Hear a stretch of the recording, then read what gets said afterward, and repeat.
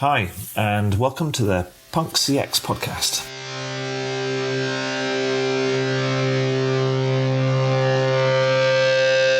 My name is Adrian Swinsko, and I'm an advisor, best-selling author, speaker, and general explorer when it comes to customer and employee experience.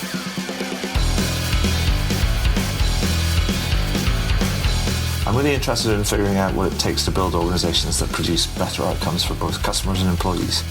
So with that in mind, I seek out and interview CEOs, entrepreneurs, business and tech leaders, authors and academics to uncover some clues about what it takes to build such an organization. Now, some of you may know the podcast as the Rare Business Podcast, but I decided to rename and rebrand the podcast recently. This is for a number of reasons. First one was to mirror the title of my book, Punk CX, which was published in June 2019. Two, because I'm a fan of punk music. And three, it's just more fun, right? Anyway, if this is your first time listening to one of these interviews, then hello and welcome. And please do dive into the archives at adrianswinsco.com, as I've now completed over 300 of these interviews in the last few years. If this is not your first time listening, then welcome back and thank you. Anyway, that's enough for me right now. Let's get into the interview.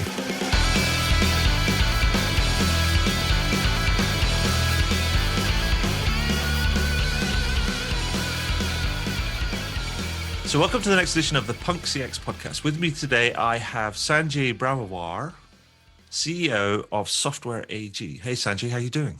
Hey, I'm doing well, Adrian. Thanks very much for having me.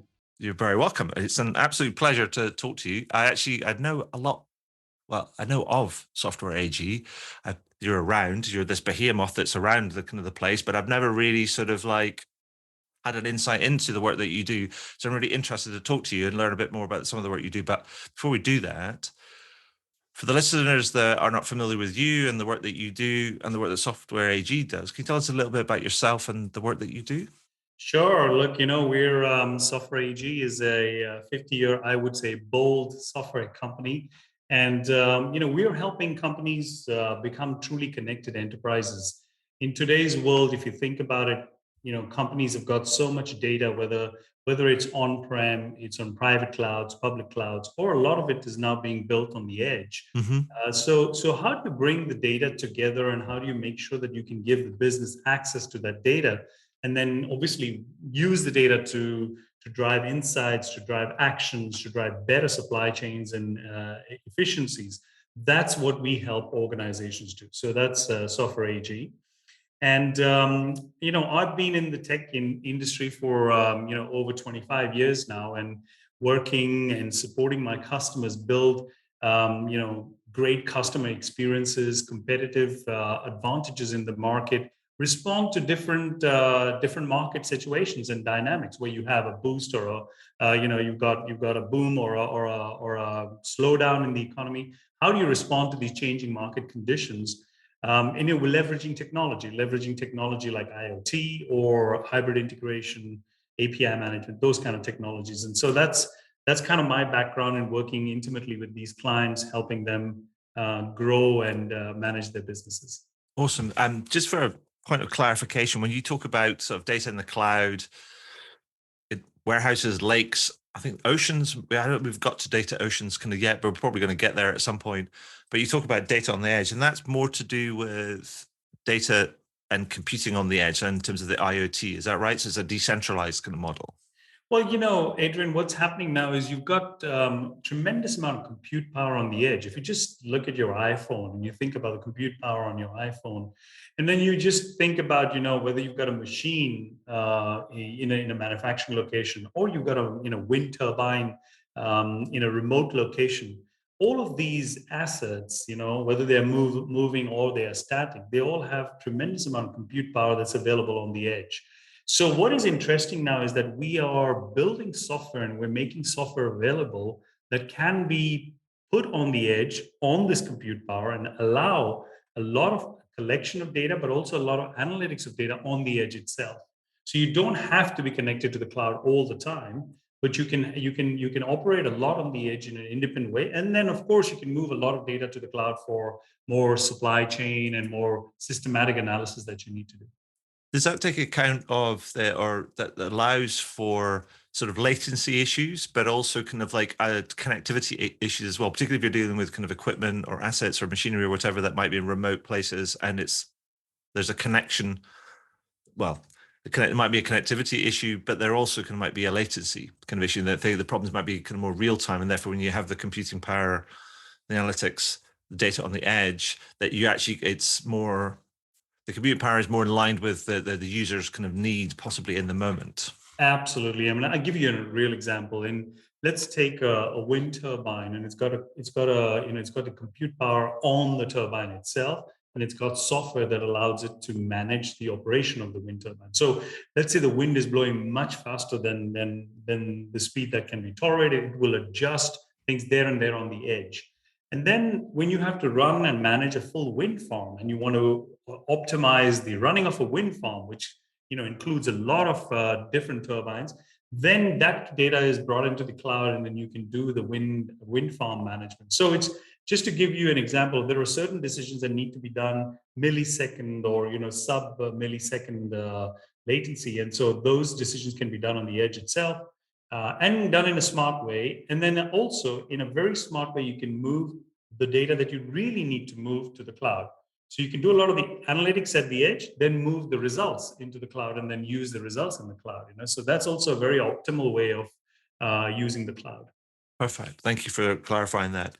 Now, the thing I also wanted to talk to you about, because the setup of this podcast, I was learning that there's we're living in an unpredictable world and a changed world and a changing world, let's say. And I know that many CEOs, including like Best Buy CEO Corey Barry, who's recently opined that today's consumer is uneven and unpredictable. And I was a bit like, yeah, okay, get over it and get used to it. I mean, but based on what you're seeing, I mean, do you agree? And also, what's driving that behavior? Well, I mean, I think we as CEOs and, as companies who are delivering services to our clients, just have to get used to it. I mean, the consumers are far more educated and far more briefed thanks to social media and thanks to the accessibility to information today. So I think we have to learn and live with the fact that they can change their mind. They will be unpredictable because they're exposed to so many sources of, gone are the days when you just went to one store and you got your feeling and experience in that store, and therefore your buying patterns were all kind of sort of very predictable. Today, that's not the case. So I think we have to learn to deal with unpredictability and changing, kind of sort of preferences.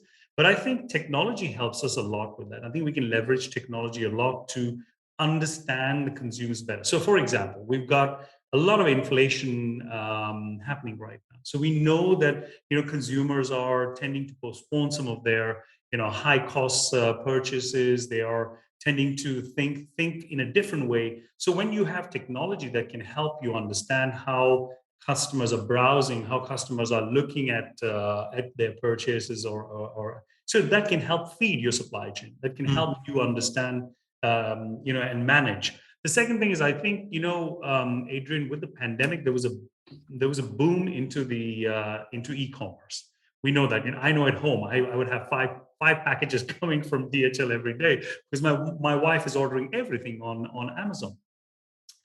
So what's happened is suddenly you have a boost of consumption on e-commerce, which I think can be predicted because you have a lot of digital footprints, you have the data, so you can analyze that. But now with the pandemic getting under control, we've got people coming back into brick and mortar. People like certain types of experiences are coming back. And it's this combination which is throwing people off, right? That so retailers are not able to really understand how much do I need to store in my brick and mortar versus what do I have in my warehouses and my distribution centers. And here again, the problem is not the consumer. The problem is not their unpredictability. The problem is the digitization of the supply chain. That's the issue. There hasn't been enough investment done in digitization and digital transformation of the supply chains. And so I think we as CEOs should not complain about that. We should actually leverage technology to really address it. I think that's kind of right. I mean, because it always it makes me smile In terms of, I think about how sometimes the answers are always in front of us. There's always kind of people that are way out in front. And I remember reading about there's an American brand called REI, and I remember when people it, when e-commerce started to first explode. I mean, a number of years ago, and people were trying to build warehouses and do this sort of like there's a bricks and then there's a kind of a the bricks and mortar and then there's an online and it's all very separate. And they, in their kind of wisdom, turned around and went, "We're not doing that." And they ended up putting an online store almost above their retail operations and said, "We're going to fulfill everything from the stores, and we're going to connect all the inventory of the stores up into this sort of thing." So they optimize about where you're going to get where the stock is and kind of where's the best place to deliver from based on kind of your location and things. And it was so ahead of its time Mhm. and out there in hiding in plain sight, if you like. But it just seems like it was a very prescient kind of way of organizing themselves and optimizing their operations. Um, and so I think it's a great example. But then the other thing I was thinking about, because you talk about supply chain and we talk about kind of supply chain shocks and all the different things that have been going on, and how it's causing inflation. But then there's also this energy dimension, and then also the greater sort of sustainability dimension, because people are talking about optimizing supply chains to minimize fuel consumption and so on and so forth. I mean, how is innovation areas like IoT and analytics and things helping the kind of brands kind of do that? Because that just feels like a really interesting kind of area, because there's a rising, whilst consumers might be uneven and predictable in their buying behavior, but they've also got this changing preferences around, I want something that's a bit more of a sustainable solution. And that's kind of driving the behavior of many consumers as well. Yeah, you are spot on, Adrian, because you think about it, even think about, your conversation with kids today. I've got my oldest son is 15, and my conversations with him, he wants to talk about sustainability. He wants to talk about, how do we make sure that, companies and let's say, what are you doing, Papa, and how is it contributing to sustainability? So I think when we think about our businesses, and we think about our stakeholders, whether they are our employees who get attracted to a mission and a purpose, whether it's our stakeholders such as our investors. A lot of investors place a lot of emphasis on ESG today, so it becomes a very important boardroom topic. It's in my own personal objectives, and also when you think about your buyers, your customers, they're also getting very, like you said, they also get very particular about companies that are operating in a sustainable way. So I think the challenge is not that this is a topic that is important or it's at the boardroom agenda. It is definitely there, and many companies have come out and put out bold targets and have claimed that they're going to be carbon neutral by so and so and so and so forth. I don't think there's a shortage of targets and ambition. I think what there is a shortage of is real plans and tangible actions that are really going to get you there.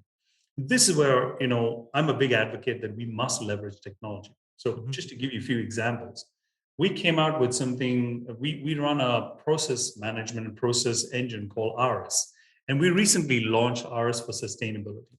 And it allows companies to really understand their business processes and help them understand how they can address them in a more sustainable way, and how can they go about the objectives that they've laid out for themselves around achieving sustainability. Then we have an IoT platform and IoT technologies that allow for, for example, monitoring of carbon dioxide emissions. And Mhm. so, we partner with companies that are monitoring, for example, STI in the UK, in London, monitoring London buses Right. and how the buses are driving around the city.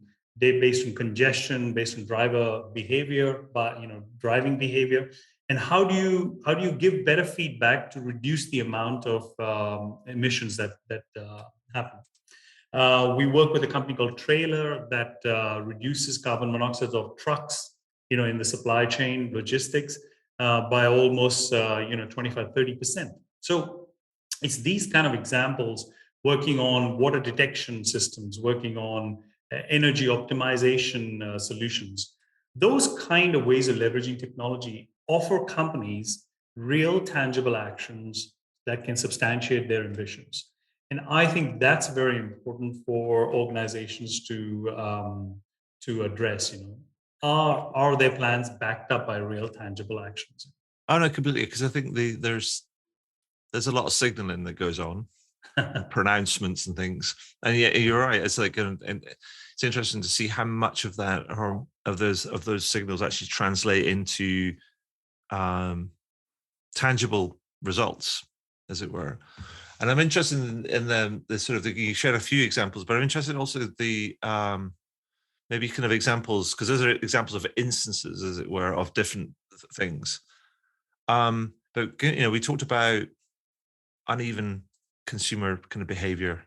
We're talking about unstable demand patterns and sustainability and things. Do you have any kind of sort of examples of, say, a couple of brands or organizations that you've worked with, and to bring all of this to life? It's almost like paint a holistic picture. This is the art of the possible, as it were, because then it brings all that sort of to life in terms of the problems that they were facing, and also then what they decided they're going to do and what they've done with you and how they've kind of benefited. Because I think it's important to try and paint a picture of kind of what is possible, because otherwise we end up just talking about technology and kind of like it's stuff you're like, oh, it's a nice shiny thing, we can do this with it.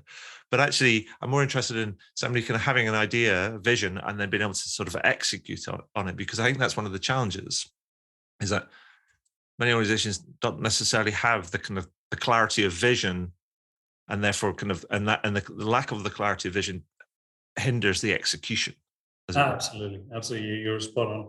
Look, I'm truly inspired by one of our clients, and it's a really really big customer of ours, and a truly, I would say we have a very deep partnership with them. So DHL is our client. Okay. And why am I inspired by a client is because they have really thought through in terms of how they have to support their customers and how do they have to really give a great experience to their customers. And great experience to the customer starts with thinking about how you have to be digital and what kind of digital transformation you need to do to enable yourself to create a digital backbone that allows you to be able to deliver those services to your clients. So DHL invested way early into technology, into digital transformation, and we as I said, we are supporting them through hybrid integration, streaming analytics, that allows them to collect all the data across their operations, being able to bring that into their operational center, and then with the help of streaming analytics, be able to make rapid in real time decisions to serve their customers better. So here is an example of a client that first of all has embraced technology to be able to deliver what you just said, CX and Excel, and really great service to your client. And then the second thing is about how do you do that in a more sustainable way. DHL, and I was giving you that example of Trailer, which is basically a DHL company. They have embraced IoT technologies and other technologies that allow them to be able to monitor, carbon dioxide emissions, to be able to understand how the transportation that they use, how can they reduce the footprint of that transportation, whether it is air, land, or sea. How do you optimize the operations at the ports and different warehouses? And so I think this whole attention to running a very heavy supply chain logistics operations, but try to do that in the best possible sustainable way. I think that's what inspires me about DHL. And then the third thing that really inspired me was how they dealt with the pandemic, both from a perspective of you can think about the number of people in DHL and how physical their operations are. In the pandemic, that was the toughest thing to do. But to be able to take care of your employees, to be able to have that level of clarity and attention to the well-being of your people, and yet be able to serve so many of your customers who are only dependent on you, to be honest, because nobody was getting out of their houses. So the only way to get things was with the help of DHL and other, logistics, parcel delivery services. So I think, that ability to operate in that kind of environment, showing the resilience, I think is also very impressive, and so also inspired me about the company. Perfect. I like that. That's great. I mean, it's a proper holistic sort It's of kind of a view. real holistic example of leveraging technology, being attentive to your employees, and the safety of your people, and dealing with, kind of real pandemic situation, being resilient. And then the third thing, doing things in a more sustainable way. Awesome. So, Sanjay, I thank you for that, because as I say, it shows that. I mean, I know we talked about this prior to recording, but talked about the new book that I wrote. There's this Punk Excel, where Excel's experienced leadership, and it's how people need to take a more systemic, integrated, holistic sort of view of things, and it covers all these kind of bases simultaneously and connectedly. So thank you for sharing kind of that. That's a not normal kind of like heard, or not often heard kind of example in terms of somebody who's kind of joining all the dots, which is great.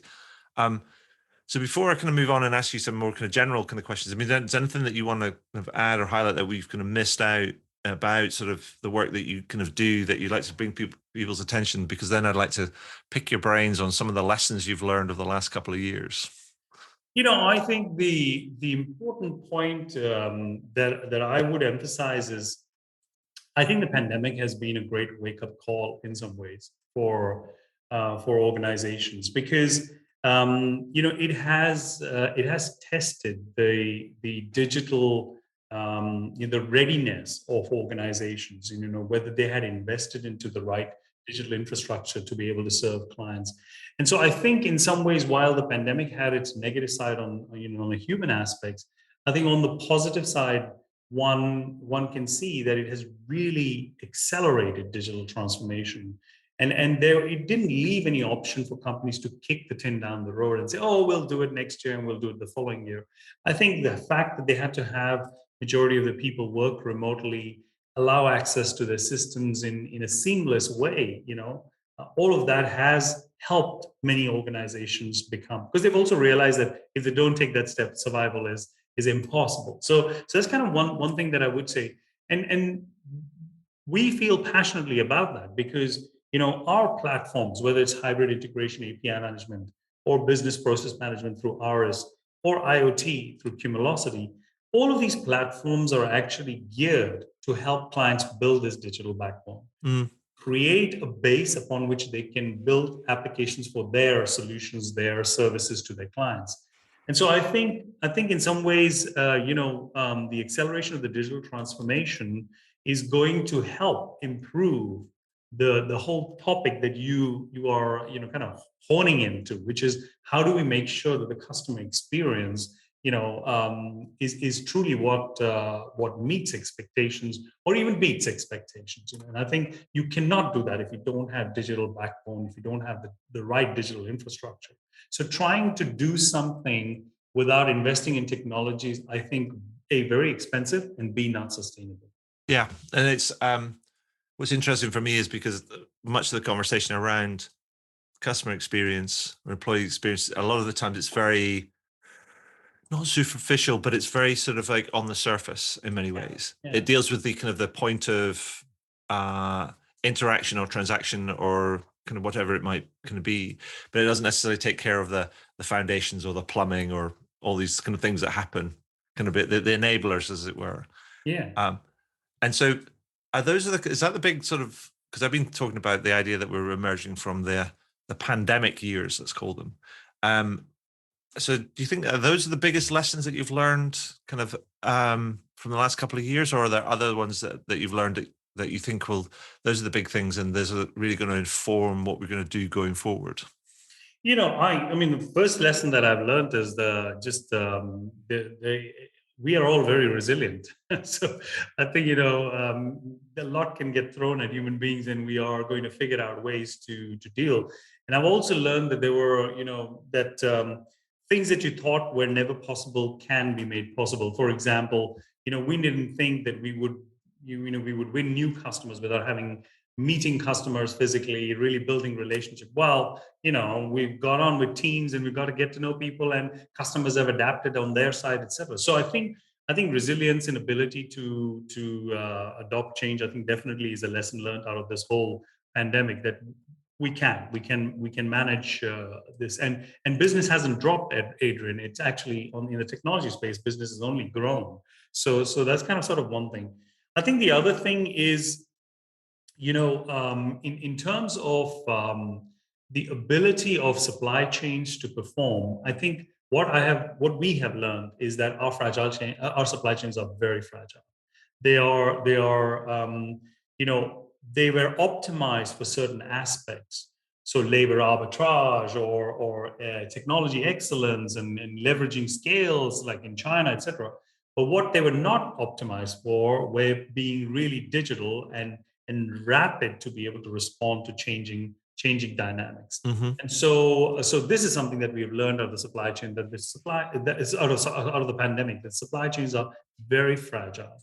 And so if we want to avoid this going in the future, we have to address that, that digital aspect and that technology aspect of the supply chain to make sure data is moving frictionless, is actually accessible easily, and that we're able to collect intelligence much faster to be able to respond.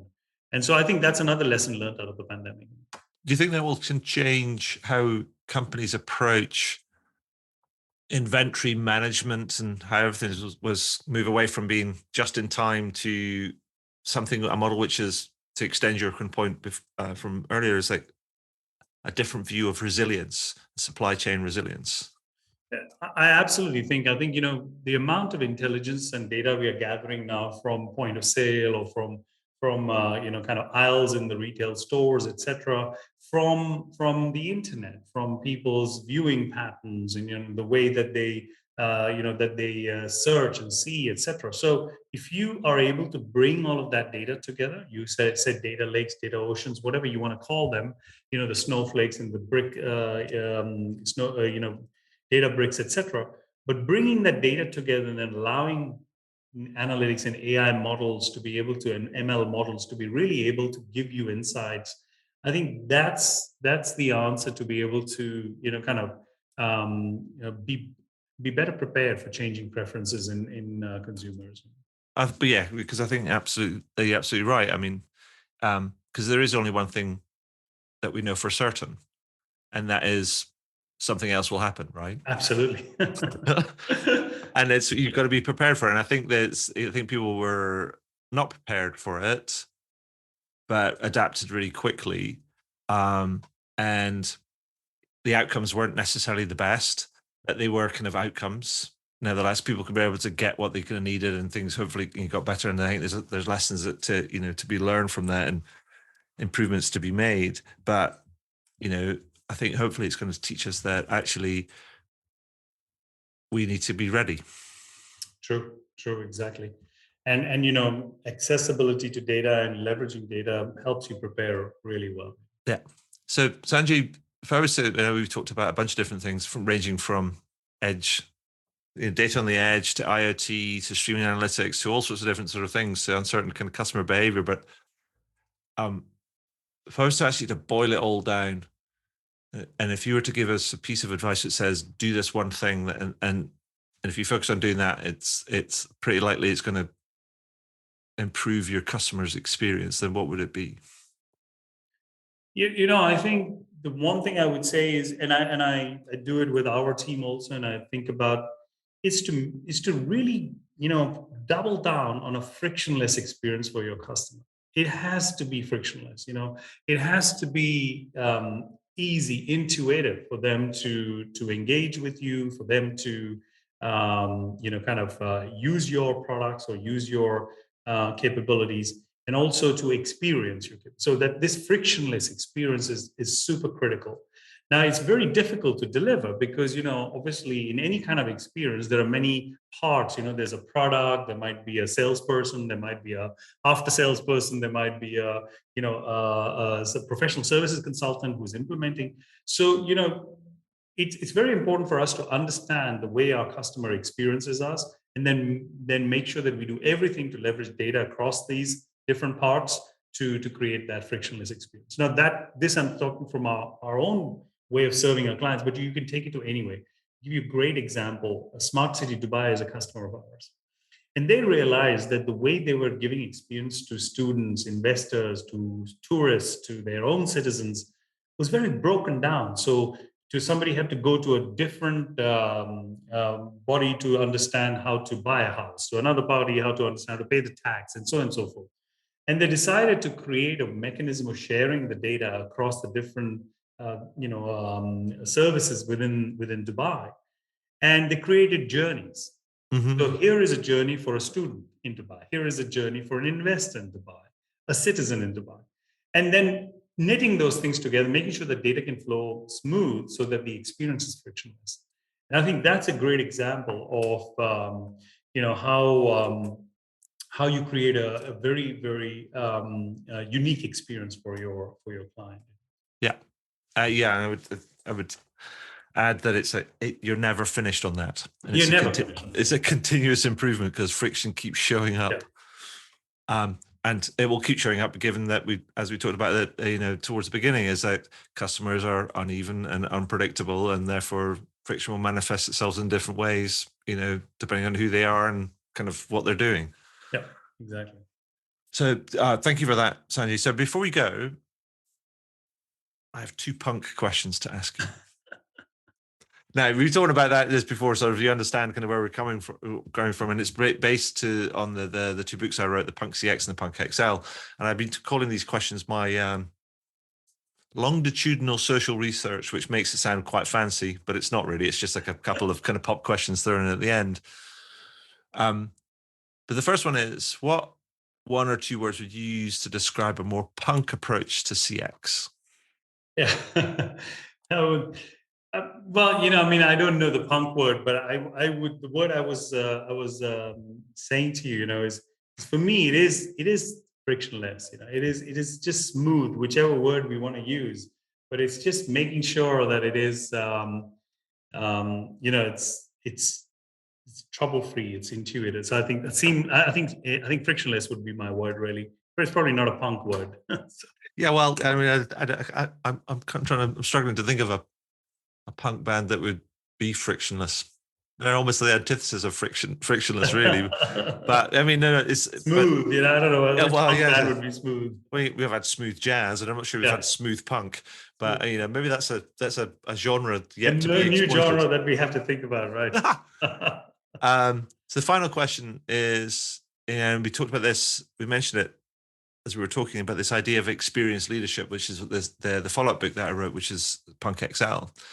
And I'm interested in the idea of like who's setting the bar, who's being that experienced leader across these multiple dimensions. So, do you have a company or brand that you think is an experienced leader, and sort of why do you think that? I think that would have to be Amazon, to be honest. I think that the experience is so intuitive. It's so, it's, you think about everything, there's not many things you can't find on Amazon. The payment process is just frictionless, really. Mm-hmm. The Amazon Prime just gives you that kind of that fantastic delivery service that you get. So I do think that they definitely are setting the bar there in terms of really, and obviously they have a lot of access to data, so they're able to really mine the data and to figure out how that intuitive response needs to be created. So I do think so, but there are many that are understanding and obviously trying to catch up. I think in the brick and mortar space, it's interesting to see how the exciting ways Walmart is moving. That it's also quite interesting. I would say if you come closer to home if you think about, for example, if you think about UK, I think John Lewis is an interesting example of where the whole experience of the employees, having a part of the company and just that special attention to people that come into the store. I think that's something very differentiating also. So, there are good examples of brick and mortar also that are now using technology to be able to really give a great experience. But I think if you think of e-commerce, I would have to say Amazon. Absolutely. So, Sanjay, that's all I have today. Right. I know your time is precious, and so we'll kind of call it kind of quits there. But I just want to say thank you for spending some time with us today, telling us a little bit about Software AG and the work that you do, and some of the successes that you've had, and what people should be thinking about in terms of the plumbing, as it were, that make all this kind of like good stuff kind of happen, or the foundations and and all the connectedness that we need to think about if we're going to make these experiences that we want to try and design, kind of make them happen. So thank you for that, and just thank you for sharing your time and your insight and your experience with us today. That's been awesome. It's been my pleasure, Adrian. Thank you very much for having me. And next time I'm going to think about a punk word for frictionless.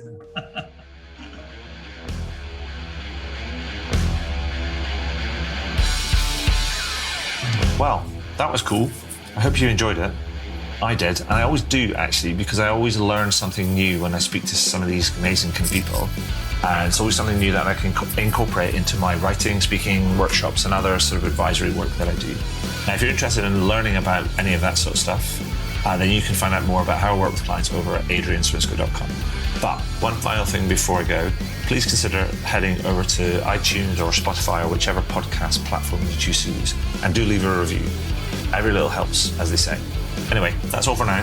Thank you for listening, and do tune in again soon. All the very best. Cheers. Bye.